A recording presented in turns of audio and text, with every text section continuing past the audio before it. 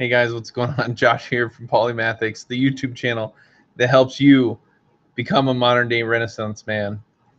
And in this video today, I'm going to share with you an excerpt from my mythology book.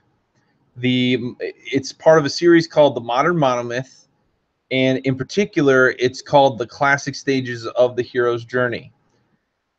I'll explain a little bit more of that in a moment, but I also wanted to say I'm also doing this video on behalf of the publishing company that I co-founded, which is called Story Ninjas, storyninjas.com, story-ninjas.com. And I'll show you that in a second as well.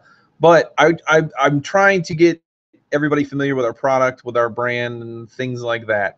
So now, this excerpt I want to share with you guys because one of the biggest playlists, or one of the biggest channels, or I don't know what you want to call it, but one of the biggest things that I have done here on this channel, Polymathics, is I have gone through very detailed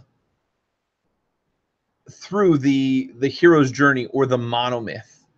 And I don't want to toot my own horn, but I feel like I created the most in-depth YouTube information or repository about it that exists online today. Now, that's not to say that you can't find other stuff, and sometimes better stuff, because some people have created some really great content. There's even some people who have created TED Talk content for the hero's journey.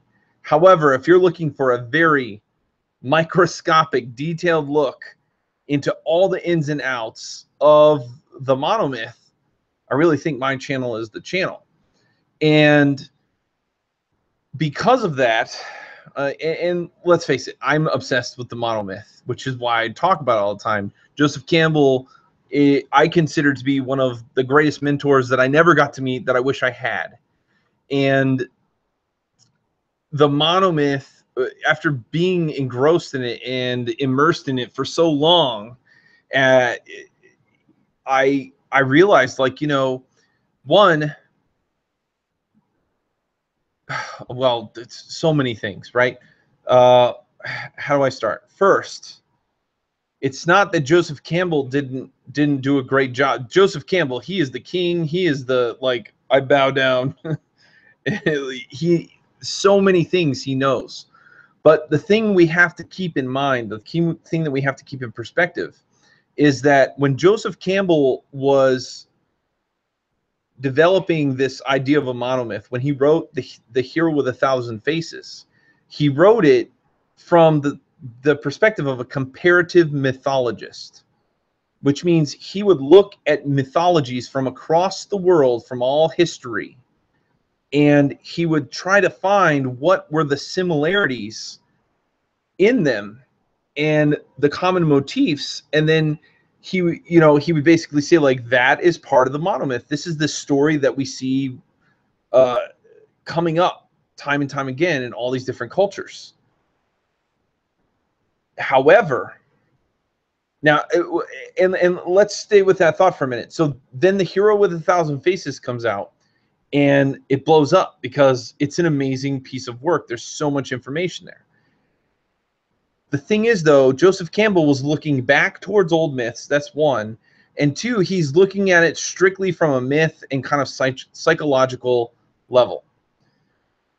Now, since then, other writers, particularly Christopher Vogler, there have been some other writers and authors, but Christopher Vogler, he pinpointed something. He said, you know what? This is really good for just writing stories, not just analyzing them, but for actually writing them. And he created his work, which was the writer's journey, and it talks about how screenwriters can use components of the monomyth in their writing. But what I feel like was missing, and the reason why I wrote this book I'm about to show you an excerpt from, is I feel like what we don't have is, how has the monomyth evolved since the time of all the mythological stories, because it has. And we know this because if we look at stories that are being told today with the monomyth format or approach, there are subtle differences here and there. There are little pieces that are different. And what I wanted to do was I really wanted to nail down first in this book. I want to nail down, like, here is the classic components of the monomyth, the classic stages. And this is where we can see them in modern stories, our modern monomyths. Then the next stages, like in the next book that I put out, it's going to be on archetypes. Here are the classic archetypes, and here's where we can see them in modern times. And then even further in the future, my intention is to show you guys how the monomyth has evolved. And I'll try to put out like little bits and pieces of this in video and stuff, but it's like the monomyth, we have new technology. The monomyth evolves with humankind. And the stories that we are accustomed to thinking about the monomyth with, they're old mythologies. Well, when we start to look at stories like Star Trek, Harry Potter, Hunger Games, Guardians of the Galaxy, Titanic, you name it, like just a plethora of stories, Avatar, what we begin to see is that there is a common format which is following the monomyth approach, but there are some subtle differences. And it's those things I want to look at from not a comparative mythologist perspective and not from a screenwriter's perspective, but from a storyteller's perspective. Meaning that not just screenwriters, but like short story writers and novelists, everybody can benefit from the material. So here I am ranting about this. I haven't even gotten to the damn book. I'm sorry, guys. I'm very passionate about this stuff, if you haven't realized yet. So okay, now let me do a screen share here. Screen share. All right. Now, okay, here's Story Ninjas. This is our website. Now, what you'll want to do is type in Amazon.com, and then if you go under departments and press K, you can get to the Kindle store, and then you can type in Mythological Storytelling. There's my book. Okay. By the way, it's right now on sale for $3.99. That price is not going to stay. It's going to go back up. All right. So I'm not even going to read you this whole thing. You can read this part. Here it is. Basically, I've bought it, so it just says read now. But if you wanted to buy it, you just click over here. So now what I'm going to do is I'm going to go to my Kindle.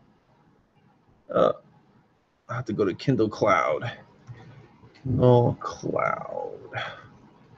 Once you've purchased it, what will happen is then you can go to your Kindle Cloud reader, or if you have a Kindle reader on your phone or your iPad or your tablet, or you have a Kindle reader, then you can do that. Now, right here, we're in the Steampunk Wars. That's my other book. That's my steampunk book. Well, I'm going to go to my library here. Right here. And this is what will happen. It'll download to your library. You can go in here. Now, I'm just going to pick a section. I'm just going to pick a section here. Let's see. We'll have to do one. Not going to read you the premise and all that stuff. I'm going to give you some good, juicy stuff. All right. What makes a hero? That part's really good, but all right. Separation stages. Everybody probably already knows this. Okay. All right. Stage 2, the call to adventure. We'll do this one. Stage 2, call to adventure. This is also known as the enticing incident. Oh, there we go. In this stage, the storyteller must give the hero an initial mission. This normally is conveyed through a herald who approaches the hero and tells them to go on a journey. Other times, the hero is forced into a situation that is beyond their control. While this task may seem insignificant at the time, it will force the hero to come in contact with the mentor and eventually commit him to the overall journey. So, for example, in Lord of the Rings, after placing it in the fire, Gandalf realizes that the ring Bilbo left behind is the one ring of power created by Sauron in the fires of Mount Doom. Knowing that he cannot take the ring for himself, the wizard asks Frodo to care for the ring. He instructs Frodo to take it out of the Shire and meet him at the Prancing Pony. Meanwhile, Gandalf leaves to consult with Sauron, the head of his order. In Star Wars, we see this. After saving Luke from Sand People, Obi-Wan takes the hero back to his hut. Then he gives Luke his father's father's lightsaber. Obi-Wan tells Luke the story about his father and the Jedi, and he explains that Darth Vader was once his pupil and that Vader killed Luke's father. Once they discover the full message from Princess Leia, Obi-Wan Kenobi tells Luke he must come with him to Alderaan and learn the ways of the Force. In Harry Potter receives multiple letters from owls requesting that he attend Hogwarts, a school for witchcraft and wizardry. His uncle and aunt move to a dungeon-like house on an island to prevent the wizards from finding Harry. Despite their best efforts, a giant bearded wizard named Hagrid breaks in and rescues Harry. He informs Harry that he is the son of the two most powerful wizards in the world, and he explains that Harry must go to Hogwarts and learn to become a wizard. In Hunger Games, we see this same stage again. Katniss Everdeen and all the other children of age are forced to attend the Reaping. This is an annual event where the children are selected in a lottery to be tributes in the Hunger Games. After taking blood samples and names, Katniss and her sister Prim are herded off with the rest of the girls from District 12.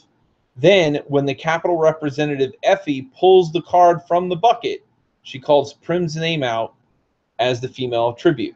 So what you see here, this is just one stage where I explain what the stage is, and this is after I've explained the act, right? So there's more stuff leading up to this.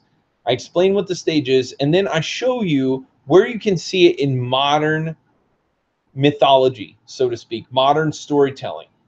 And why do we want to do this? From a writer's perspective, if we can see how the monomyth is being used in a modern setting, in a modern storytelling setting, this allows the gears of our mind to start going and moving, and the juices start flowing, and then before you know it, you have an idea. You have an idea of how you can use it in your story. And so then after I do all the stages, I'm going to skip past here to stage 6, and we'll do the recap. Now, when I recap, what I'm going to do is I'm going to talk about all the things that I already said and then give you the action items. And this is where I really think like there's some really good stuff here. So here we go. Recap. Just to recap. The separation act is where we meet the hero in their normal world and learn about their flaws, problems, and motives. We are introduced to their sidekicks, rivals, and mentors. The hero receives a call to adventure and shortly after meets the mentor or guide who gives them the tools and information for their journey ahead, As the hero sets out toward the special world, they face multiple threshold guardians that try to prevent them from crossing the threshold of adventure. Once they cross the threshold, they are normally swallowed up into the belly of the whale, where they get their first taste of death and are baptized into the special world. Through this act, the hero meets several characters, including sidekicks, heralds, mentors, threshold guardians, and antagonistic forces. Now we go into the action items, and I'm going to do this for every chapter in this book, and you'll see in other books, this is what I do. So I may not read through all these guys because my voice is getting hoarse, but I'll read through a couple. Take a moment to write down answers to all of these questions. Flaw. What is your hero's major flaw, weakness, or crutch? This should be a thought process or a lie that prevents them from reaching their full potential. For example, greed, addiction, lust, reliance on rules, law, system, logic, overly dependent or independent, requires validation and attention, overconfidence. What is their scar? Why have they developed this flaw? What caused this mindset? Abuse, death of a loved one, breakup, lost job, promotion, family responsibilities, job responsibilities, perceived obligation. The hero intro. What is the most effective way to introduce your character? Working at their job, farmer chasing down horses, cop saving a child from a criminal, businesswoman aggressively closing a deal, picking a pickup artist with a girl, interacting with their friends and family, airship captain interacting with their crew, parent talking to the children, etc., etc. I'm not going to read through all these. I'm sorry, guys. My voice is like killing me here. But you get the point. Like, I'm not just showing you the examples, which, by the way, there's over 72 examples of modern stories and how they line up with each and every single one of the stages, the classic stages. But I have these action items, and they go really in depth, as you can see. Like we just keep going. And each of those action items, what we're doing is I'm getting you to think about your story and how you can use the monomyth in your story. We talk about world physics, the catalyst, the refusal, the acceptance, and it just goes on and on, guys. I wish I could show you guys more, but that's why you can buy the book. Hey, there goes my pitch. There goes my shameless pitch. So again, guys, you can go to Amazon.com and you can purchase the book. It's currently, as of the recording of today, it's $3.99. I'm pretty sure I'm going to raise that price back up $1 or $2 because it sells well. And I personally think that this is a great, not just because I wrote it, but this is the book that I wish I had. And this is the main reason I wrote the damn book. It's because I wish I had this book like years ago when I started my writer's journey. Because first of all, a lot of the stuff that we read in writing books are like, you know, how to do dialogue or how to plot. And it's like none of that really matters if you don't understand this underlying narrative architecture. And I'm not saying that the monomyth is the only narrative architecture that you can use, but in my opinion, it is the most effective for most fiction stories in particular. So, and I just wish that there had been a book like this when I was younger that not just told you the stages, but also showed you where, like, how they line up with stories that you know of. Because that's another thing too. Like, if you're not familiar with some of the books or stories that Joseph Campbell mentions in A Hero with a Thousand Faces, like, you have to learn those stories at the same time that you're learning the monomyth. Now, granted, some of the stories he uses are like, you know, the story of the Minotaur and Odysseus and things like that, like the Iliad. Like, those things most people know about. But then, like, I know for Arabian Nights, even though I had heard of it, I didn't know the story. So the whole time he's going through it, like, I'm learning the story as, you know, it was just, this is much easier and way less academic. That's another thing too, right? In the premise of the book, as I'm going through, like, trying to sell a person on the book, one of the big selling points is this is not overly academic. You know, I'm assuming that you're familiar enough with the monomyth that you realize it's going to help you with your writing and that it has a basis in psychology. But what I'm not going to do is try to pinpoint where either Freud or Jung or some other psychoanalyst put you know, the underlying reasons why we think this way, and you know, none of that. Like, what I'm trying to do is say, as a writer who needs to write a story, what do you need to know to use it the most effective way possible? That's really, that's what it boils down to. So I hope that's helpful. I hope you guys enjoyed that. And if you did, go ahead and give it a like. And of course, if you're interested in the book, by all means, buy it. I truly, honestly do not feel guilty or bad about pitching that book at all, because I truly and honestly think that it will add value to you. I truly and honestly think that that is a book that will add value to anyone who is a storyteller. And not only that, but anybody who enjoys like Star Wars, Lord of the Rings, Harry Potter, or the Hunger Games, like it's kind of interesting to analyze them from that perspective, because you know, you're kind of reliving some of your favorite stories while also analyzing them from this whole new like psychological. You're like, whoa, I can't believe that was like, that's what that was, you know. So like I said, give it a like if you like it. Go ahead and buy the book if you want it.